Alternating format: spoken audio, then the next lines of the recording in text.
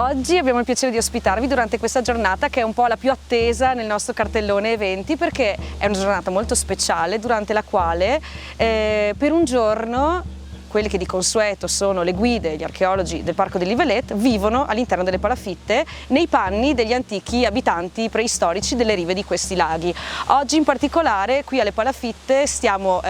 proponendo una ricostruzione di una giornata quotidiana nel Neolitico. Nella giornata speciale di oggi abbiamo il piacere anche di ospitare alcuni colleghi rievocatori che per un giorno portano all'Ivelet anche altre epoche rispetto a quelle che raccontiamo qui di consueto. Quindi oggi abbiamo il gruppo vicentino dei Sulis Stork che raccontano la vita quotidiana dei Veneti antichi, quindi siamo nell'età del ferro dal punto di vista della cronologia, e per la prima volta ospitiamo anche l'associazione La Fara, che sono della zona della provincia di Udine, che ci portano i Longobardi e le loro attività quotidiane. Quest'anno l'evento di Living History è arricchito proprio perché fa parte di un cartellone di eventi che ha coinvolto tutta la vallata per tutto il mese di maggio, che è nato dalla collaborazione con l'Umpli Treviso, che gestisce il Parco dell'Ivelet, con i referenti dell'Università di Ferrara e di Padova, che gestiscono il sito archeologico sulle rive di questi laghi.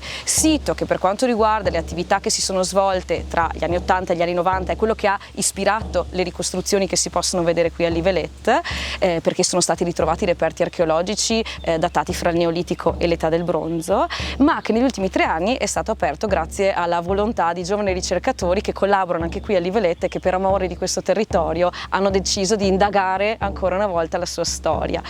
Questo cartellone di attività ha coinvolto tutto il mese di maggio 2023 e aveva lo scopo di raccontare vari periodi preistorici e storici della vallata attraverso grandi eventi come quello che possiamo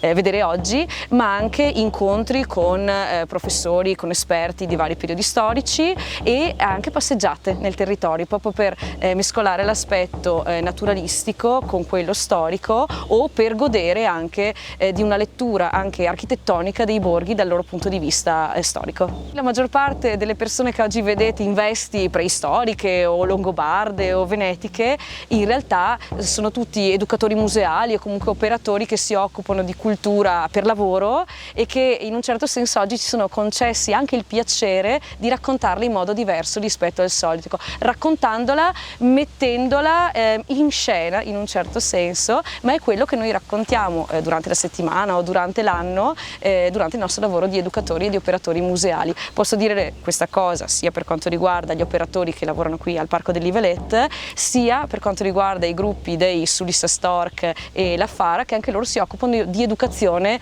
nella loro vita di tutti i giorni. L'Ivelet è aperto per il pubblico da aprile-ottobre e ogni domenica o nei giorni festivi noi proponiamo delle attività di laboratorio per fare delle esperienze pratiche con materiali o con tecnologie utilizzate fin dalla preistoria, che coinvolgono adulti e anche bambini, e abbiamo le visite guidate alle palafitte, quindi di solito trovate qualcuno di noi che oggi appunto vedete nei panni degli abitanti, in realtà in veste di operatore didattico, di guida, per portarvi a scoprire comunque la vita quotidiana fra il Neolitico e l'età del bronzo, perché le palafitte sono tutte arredate in modo filologico con i periodi che sono stati riconosciuti durante lo scavo archeologico qui sulle rive dei laghi. Le informazioni che vengono dai nuovi scavi andranno ad arricchire sempre di più anche le ricostruzioni e speriamo che in un futuro non troppo lontano sia possibile anche mostrare al pubblico i reperti ritrovati in questo territorio. Vi aspettiamo quest'anno fino alla metà di novembre con i nostri eventi.